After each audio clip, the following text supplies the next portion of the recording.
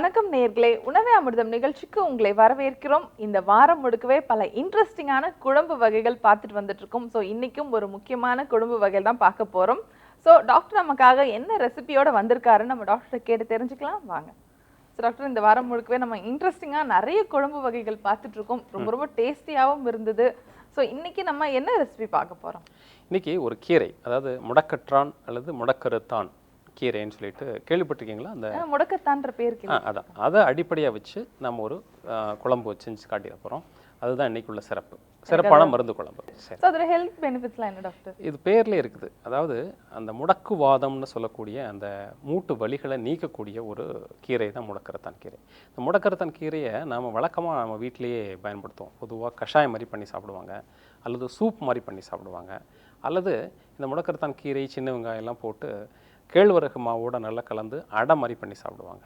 இது மாதிரிலாம் சாப்பிடும்போது இந்த மூட்டு வலிகள் நல்லா குறையும். இப்போ மூட்டு வலிகளுக்காக நாங்கள் முக்கியமான மருந்துகள் கொடுக்கும்போது இந்த முடக்கரத்தான் கீரையை ஏதாவது ஒரு விதத்தில் நீங்கள் சாப்பிட்டுக்கோங்க, அந்த மூட்டு வாத நோய்கள் நீங்கும் அப்படிங்கிறத நாங்கள் சொல்லுவோம்.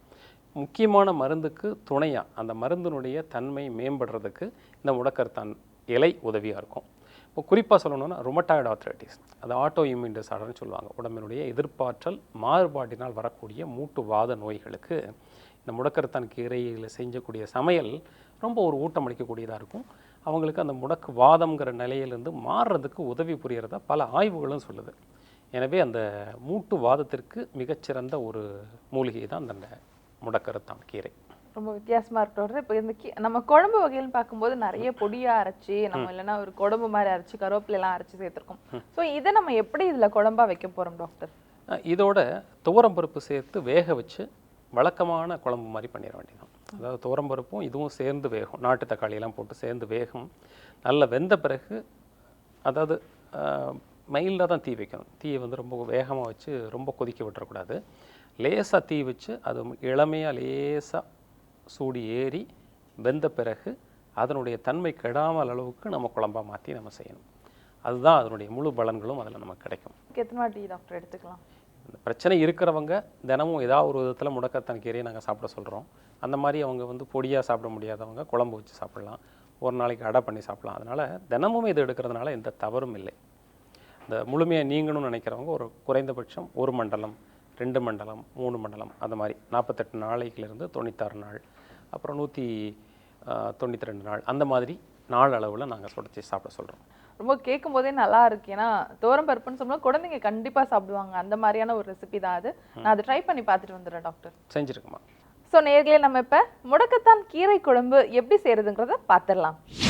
இந்த வாரம் முழுக்கவே நம்ம நிறைய குழம்பு வகைகள் பார்த்துட்டு வந்துட்டு இருக்கோம். நம்ம இன்னைக்கு சூப்பரான ரொம்ப ரொம்ப வித்தியாசமான ஒரு குழம்பு தான் பார்க்க போறோம், கீரை குழம்பு. இதுக்கு என்னென்ன பொருட்கள் தேவைங்கிறத இப்போ நம்ம பார்க்கலாம்.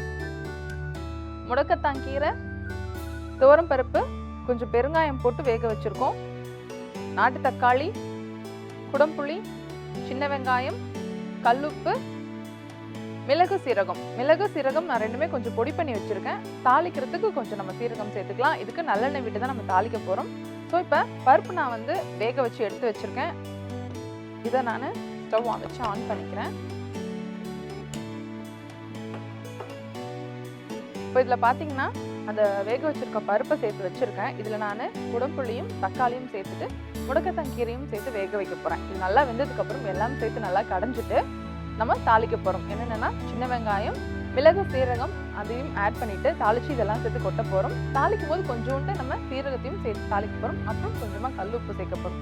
ரொம்ப ரொம்ப சிம்பிள். நம்ம சாதாரணமான கீரை, சிறுகீரை, அரைக்கீரை எல்லாம் நம்ம செய்கிற மாதிரியே நீங்களும் இந்த கீரையை வச்சு உங்களுக்கு வர மெத்தடில் நீங்கள் செய்யலாம். ஸோ நான் ஒரு பேசிக்கான ஒரு மெத்தட் தான் நீங்கள் செஞ்சு காட்ட போகிறேன்.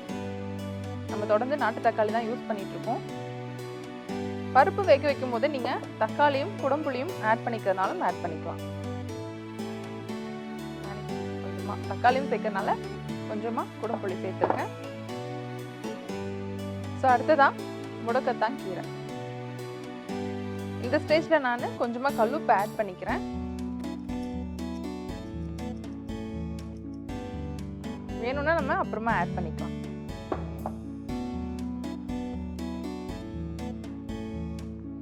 எப்பயுமே நான் ஏற்கனவே சொன்ன மாதிரி கீரை ரொம்ப நேரம் வேக வைக்கக்கூடாது. ஒரு கொதி வருமே நம்ம ஆஃப் பண்ணிட்டு நல்லா மத்த வச்சு கடைஞ்சிடலாம். எனக்கு இதுக்கு மேலே கலர் சேஞ்ச் ஆக வேண்டாம், நான் ஆஃப் பண்ணிக்கிறேன்.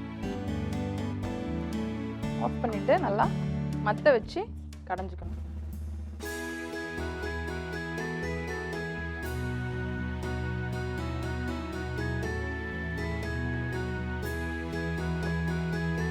ஸோ இப்போ பேன் வச்சுக்கிறேன் தாளிக்கிறதுக்கு.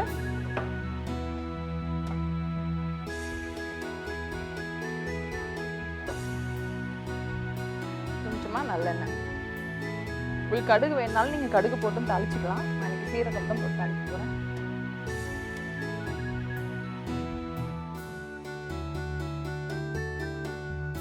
இதில் வந்து புளிப்பு வேண்டியதில்லை, நமக்கு தக்காளி வேண்டாம், வெங்காயம் வேண்டாம், எதுவுமே வேண்டாம் நீங்கள் ஃபீல் பண்ணிங்கன்னா தோரம்பருப்பு இல்லை சிறுபருப்பில் கீரை போட்டு நல்லா வேக வச்சுட்டு பூண்டை மட்டும் அதில் போட்டு நல்லா நீங்கள் மசிச்சுட்டு நீங்கள் தாளிச்சிக்கலாம். அது ரொம்ப ரொம்ப நல்லாயிருக்கும், குழந்தைங்களுக்கும் ரொம்ப பிடிக்கும். நெய் விட்டு சாப்பிட சூப்பராக இருக்கும். எண்ணெய் சூடாயிடுச்சு, நான் இப்போ சீரகம் கொஞ்சமாக ஆட் பண்ணிக்கிறேன். அதுக்கு அடுத்ததான் சின்ன வெங்காயம்.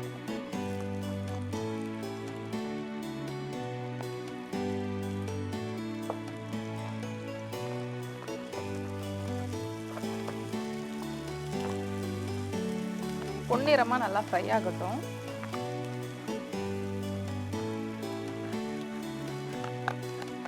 பொன்னிறமாக சேர்க்கும்போது ரொம்ப நல்லாயிருக்கும். நம்ம வீட்டில் நிறைய பேர் வடகம்லாம் வச்சுருப்போம். வடகம் இருந்தாலும் நீங்கள் ஆட் பண்ணிக்கலாம். வடகம் இல்லாதவங்க இந்த மாதிரி சின்ன வெங்காயம் போட்டு நல்லா ப்ரௌனாக ஃப்ரை பண்ணிவிட்டு நீங்கள் ஆட் பண்ணிங்கன்னா ரொம்ப டேஸ்ட்டாக இருக்கும். ஸோ பார்த்தீங்கன்னா நல்லா சின்ன வெங்காயம் ஃப்ரை ஆகிட்டு இருக்கு. நான் இன்றைக்கி நல்லெண்ணெய் தான் விட்டுருக்கேன். உங்களுக்கு தேவைப்படுதுன்னா நீங்கள் பசங்க நெய்யும் சேர்த்துக்கலாம். இல்லைன்னா வெண்ணெய் இருந்ததுன்னா வெண்ணெயில் தாய்ச்சாலும் சூப்பராக இருக்கும் கீரை. அடுத்ததான் மிளகையும் சீரகையும் நான் பொடிச்சு வச்சுருக்கேன்.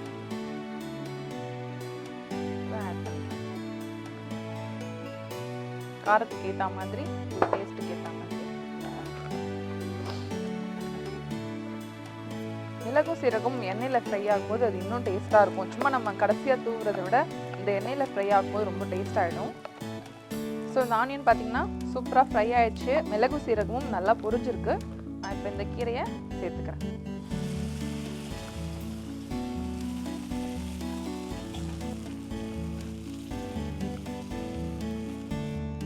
எல்லாமே ஹீட் ஏறினதுமே நான் ஆஃப் பண்ணிடுவேன். நீங்கள் ரொம்ப மிக்சியில் கிரைண்ட் பண்ணி போட்டிங்கன்னா இதோட கலரே சேஞ்ச் ஆகிடும், கருப்பு கலருக்கு மாறிடும். லேசாக பொடிச்சதுனால எல்லாத்துலேயும் சேரல. கொதிக்க ஆரம்பிச்சிருச்சு, நான் ஆஃப் பண்ணிக்கிறேன்.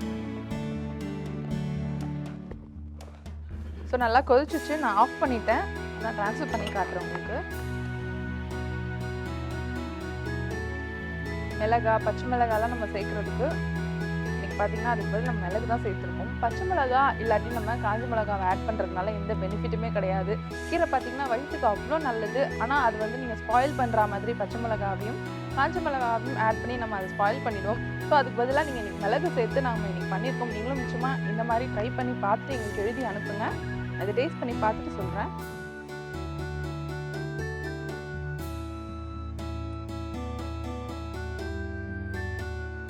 செம்ம டேஸ்ட்டாக இருக்குது. இதை இப்படியே கூட சாப்பிடலாம் போல இருக்குது. குழந்தைங்களுக்கு ரொம்ப ரொம்ப பிடிக்கும். ஸோ முடக்கத்தான் கீரை குழம்பு சூப்பராக ரெடி ஆகிடுச்சு. நீங்கள் வீட்டில் ட்ரை பண்ணி பார்த்துட்டு எங்களுக்கு எழுதி அனுப்புங்க. இப்போ நம்ம சத்யா வழங்கும் பரிசு பகுதிக்கு போகலாம். டாக்டர் கிட்ட 2 இன்ட்ரெஸ்டிங்கான கொஸ்டினுக்கான பதிலும் கேட்டு தெரிஞ்சுக்கலாம். ஸோ டாக்டர், 2 முக்கியமான கேள்வி தான் இது. எனக்கே கூட பல நாள் இந்த சந்தேகம் இருந்திருக்கு. நம்ம சாப்பிட்றதுக்கு பச்சரிசி எடுத்துக்கணுமா புழுங்கலரிசி எடுத்துக்கணுமான்னு கேட்டிருக்காங்க. விழுப்புரத்துலேருந்து மாலத்தி கேட்டிருக்காங்க. நிச்சயமாக இதுக்கு வந்து புழுங்கலரிசி தான் சிறந்தது. உணவு சாப்பிட்றதுக்கு அப்படிங்கிறது வந்து புழுங்கலரிசி தான் சிறந்தது அப்படிங்கிறது தான் நம்ம பதிலாக இருக்கும். ஏன்னா புழுங்கலரிசி அப்படிங்கிறது வந்து நம்மளுடைய அறிவின் வெளிப்பாடு. அதாவது ஒரு அரிசி நெல் வந்து இயற்கை விளைவிச்சு கொடுக்குது. அந்த இயற்கை விளைவிச்சு கொடுக்கக்கூடிய நெல்லை பக்குவப்படுத்தி உடலுக்கு எப்படி ஆற்றல் கொடுக்கணும்னு யோசிச்சு வந்தது தான் அந்த புழுங்கலரிசி அப்படின்னு சொல்லலாம். எப்படி நான் சொல்கிறேன், ப்ராசஸ்ன்னு கூட சொல்லலாம். பெரிய ப்ராசஸ். அந்த முழுமையான ப்ராசஸ் வந்து செய்து கொடுக்கக்கூடிய ஆட்களே இப்போ இல்லை, குறைவாக தான் இருக்கிறாங்க. ஆனால் அது எப்படி யோசித்து அந்த தமிழன் முன்னாடியே அதை வந்து செஞ்சுருக்கிறான் அப்படிங்கிறத நம்ம பார்க்கணும். இப்போது அந்த நெல் களத்திலிருந்து வந்த பிறகு அதை தண்ணீரில் ஊற வைக்கிறது. ஊற வச்சு அதாவது 12 மணி நேரம் ஊறின பிறகு லேசாக அதிலிருந்து ஒரு குருத்து வரும். கண்ணுக்கு தெரியாது, குருத்து வரும். அதுக்கப்புறம் அதை அப்படியே ஒரு புழுங்கல் சொல்லக்கூடிய அதாவது சூடுபடுத்தி அதை கொஞ்சம் லேசாக வேக வைக்கிறது. வேக வைக்கினா ரொம்ப வேக வைக்கக்கூடாது. வேக வச்ச பிறகு என்ன ஆகும் அப்படின்னாச்சுன்னா அந்த தோலில் இருக்கக்கூடிய சத்துக்கள் எல்லாம் கொஞ்சம் அரிசிக்குள்ளே போகும். அதுக்கப்புறம் அந்த இயற்கையான முறையில் அந்த தவிடை நீக்கக்கூடிய முறைப்படி நீக்கும்போது அந்த தவிடில் இருக்கக்கூடிய மற்ற சத்துக்கள் எல்லாமே முழுமையாக அந்த அரிசிக்குள்ளே போய் சேர்ந்துடும். ஏன்னா தவிடில் இருக்கக்கூடிய சில சத்துக்கள் எல்லாமே அரிசி செரிமானமாகிறதுக்கு உதவியாக இருக்குது அப்படிங்கிறது அந்த காலத்திலே உணர்ந்ததன் மூலமாக தான் புழுங்கல் அரிசி சிறந்தது அப்படிங்கிறத சொல்கிறாங்க. ஆனாலும் கூட நம்ம சாப்பாட்டுக்கு புழுங்கல் அரிசி பயன்படுத்துறது மாதிரி சில விதமான தின்பண்டங்களுக்கு நம்ம பச்சரிசியை பயன்படுத்தலாம். அது எப்போவாவது ஒரு நாள் அதை முறைப்படி பக்குவப்படுத்தி தான் பயன்படுத்தணும். ஏன்னா செரிமான கோளாறு ஏற்பட்டுரும். நிஜமா தொடர்ந்து இது மூலயமா எனக்கே கூட இதில் பெரிய கேள்விக்கான விடை இன்னைக்கு கிடச்சிச்சுன்னு சொல்லலாம். அடுத்ததாக பார்த்தீங்கன்னா குன்றத்தூர்லேருந்து குமுதா கேட்டிருக்காங்க. இவங்க என்ன கேட்டிருக்காங்கன்னா, முன்னாடி நாள் குக் பண்ண ஃபுட்டை அடுத்த நாள் எடுத்துக்கலாமா, எடுத்துக்க கூடாதா? எங்கள் பாட்டி சொல்கிறாங்க, முன்னாடி நாள் வச்சுருக்க அந்த பழைய சாதம்லாம் அடுத்த நாள் காலையில் சாப்பிட்டா ரொம்ப ரொம்ப உடம்புக்கு நல்லது அப்படின்னு சொல்கிறாங்க. நாங்கள் எதை ஃபாலோ பண்ணுறதுன்னு தெரியல அப்படின்னு கேட்டிருக்காங்க. அதாவது பொதுவாக முந்தின நாள் சமைத்த கறி மறுநாள் சாப்பிடக்கூடாதுங்கிறது தான் வழக்கம். ஆனால் அதுக்கு விதிவிலக்காக இருக்கிறது தான் இந்த கேள்வி.